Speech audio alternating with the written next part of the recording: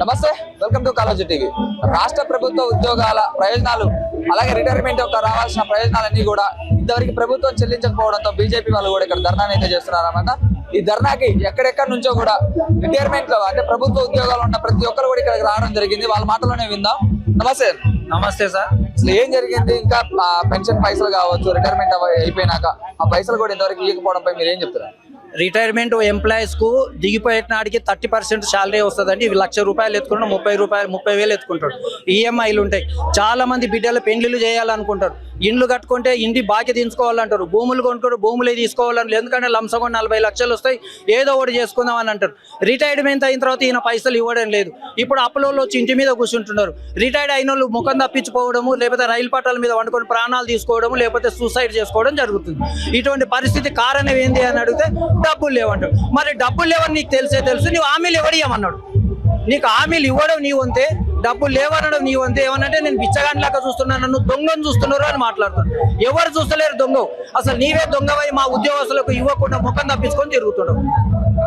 ఇప్పటిదాకా కూడా 700 కోట్ల దాకా కూడా రిలీజ్ చేసామని చెప్తున్నారు. పెన్షన్ వాళ్ళకి డబ్బులు ఇవ్వాలని చెప్పి మా దగ్గర ఖజానా లేదని చెప్పడం కూడా చూస్తున్నాం. ఎట్లా చూసుకోవచ్చు? అసలు 700 కోట్లు రిటైర్డ్ ఎంప్లాయీస్ కు ఇస్తున్నాం అనేది శుద్ధ తప్పు. అందుట్లో 70% రెగ్యులర్ ఎంప్లాయీస్ కే పోతున్నాయి. ఎందుకంటే వాళ్ళకి 3-4 ఏళ్ల నుంచి వాళ్ళంతకు వాళ్ళు సరెండర్ లీవ్లు పెట్టుకుంటూ ఇచ్చిన పాపాన పోలేదు. కాబట్టి అవి వాళ్ళకే పోతాయి. రిటైర్డ్ ఎంప్లాయీస్ కు 30% కూడా రావడం లేదు. ఆ 700 కోట్లు కూడా 2-3 నెలలకు ఒకసారి రిలీజ్ చేస్తున్నావు అంతే తప్ప రెగ్యులర్ గా మాత్రం రిలీజ్ చేయడం లేదు. ఎట్లా చూసుకోవచ్చు మరి? కాంగ్రెస్ ప్రభుత్వం ఇంతకు ముందు బీఆర్ఎస్ ప్రభుత్వం ఉన్నప్పుడేమో సాలరీ రాలేదని చెప్తున్నారు. మరి ఇప్పుడు చూసుకున్నట్టు ఈ ప్రభుత్వం మేము వచ్చినాక ఇస్తామని చెప్పారు, కానీ ఇప్పటికి కూడా వాళ్ళు ఇంతవరకు కూడా ఎలాంటి డబ్బులు కూడా రిలీజ్ చేయలేదు. ఎట్లా చూసుకోవచ్చు సార్? ఈ ప్రభుత్వం ఎన్నో చెప్పింది, మాటలు చాలా చెప్పింది. మాటలు మాట్లాడుతూ కోటలు దాటుతాయి, కానీ హామీలు ఆయన చేసేది మాత్రం కడప కూడా దాటదు. ఇది తెలంగాణ నానుడి. ఈ తెలంగాణ వాదంలో ఆయన ఎట్టి పరిస్థితుల్లో కూడా ఆయన వ్యతిరేకంగానే పనిచేస్తున్నాడు. ఇంతకుముందు ఏమన్నారు, నెలనాడు జీతం ఇస్తున్నాం అన్నాడు. వాళ్ళు 10కో 12కో 13కి ఇస్తున్నారు. మళ్ళీ నెలకు కూడా అదే ఇస్తారు. కానీ 1వ తారీఖు మనకు 30 రోజుల కన్నా ఎక్కువ ఏం కాదు. ఈయన వచ్చి నూకింది ఏముందండి మనకు? ఒకటినాడు జీతం ఇస్తున్నా అంటావు. అంటే పెళ్లి చేసి పుస్తకడితే అయిపోయినా పెండ్లానికి చీర సారే బట్ట ఏం చూడాల్సిన అవసరం లేదా? మరి ఈయన వచ్చిండు మీకు 1వ తారీఖు నాడు జీతం ఇస్తున్నాడు. మరి డిఎల్ ఎవరు ఇస్తారు? ఇంకెవరైనా ఇస్తారా? ఈయనకన్నా పై ఎంప్లాయ్ ఎవరు? పై ముఖ్యమంత్రి కాక ఇంకెవరైనా ఉండరా? లేదే. ఆయన 3 డిఎల్ పెండింగ్లు ఉంటేనే పనికి మాలోడని పక్కకు తప్పినాం. మరి నీవు 5 డిఎల్ ఉన్నాయి. మరి నిన్నే ఏం చేయాలి?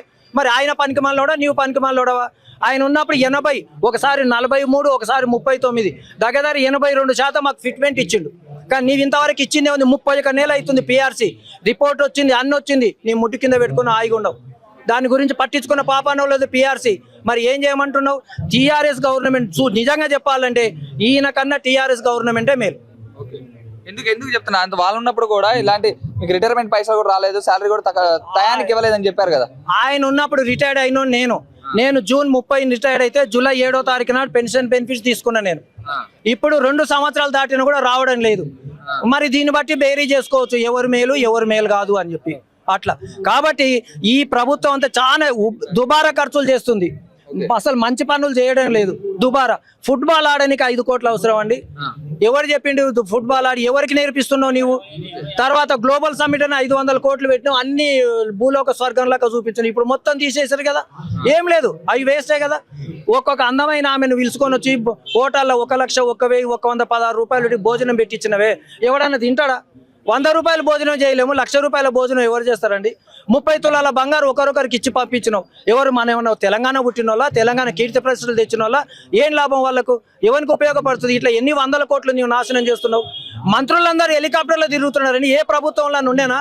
ముఖ్యమంత్రి తప్ప ఎవరు తిరగకుండ్రి. మంత్రులు ఈ నుంచి ఆడిపోతే హెలికాప్టర్లో తిరుగుతున్నారు. ఖర్చులు అయితలేవండి. వేస్టేజ్ ఎక్కువ ఉంది. ఏం లేదు, మాటలు చెప్తున్నాడు, వేస్టేజ్ చేస్తున్నాడు. ఉద్యోగస్తులను మాత్రం జనం లోపల మమ్మల్ని దూరం చేసి జనం లోపల మమ్మల్ని చెడ్డవాళ్ళని చేయాలని చెప్పి మీకు ఇట్లు ఇస్తున్నారు కానీ ఏమి లేదు. అంతా జీరో. ఎలాంటి ప్రయోజనం లేదా? ఒకే ఒక ప్రయోజనం ఉందండి. వాళ్ళ నుంచి ఏముందంటే ఒక మోసం చేసే మాటలు ఏ విధంగా నేర్చుకోవాలి, ఇతర వ్యక్తులను ఎట్లా మోసం చేయాలి, వాళ్ళ నెత్తి మీద ఉన్న టోపీ తీసి ఇతరుల నెత్తి మీద ఎట్లా పెట్టాలనేదే కాంగ్రెస్ టోపీ, కాంగ్రెస్ పార్టీ, కాంగ్రెస్ యొక్క సిద్ధాంతం. అంటే బీజేపీ పార్టీ కూడా ఇక్కడ ధర్నా అయితే చేస్తున్నారు. ఈ ధర్నాలో కూడా అవుట్ సోర్సింగ్ ఉద్యోగులు కావచ్చు, ప్రతి ఒక్కరు కూడా ప్రభుత్వానికి సంబంధించిన ఉద్యోగులు అందరూ కూడా వచ్చారు, రిటైర్మెంట్ అయిన వాళ్ళు. అంటే ఇంతకు ముందు బీఆర్ఎస్ మీ అంతటా మీరు చేసుకున్నారు, ధర్నాలు చేశారు, అప్పుడు ఎలాంటి ప్రయోజనాలు లేదని బీజేపీ పార్టీ దగ్గర పోవడం జరిగిందా? బీజేపీ పార్టీ దగ్గరికి పోవడం అంటూ జరగలేదు. వాళ్ళు సమస్యను ఒక ఇతివృత్తంగా తీసుకొని వాళ్ళు ఒక అడుగు ముందరికేసి ఒక శిబిరం పెట్టిండ్రు.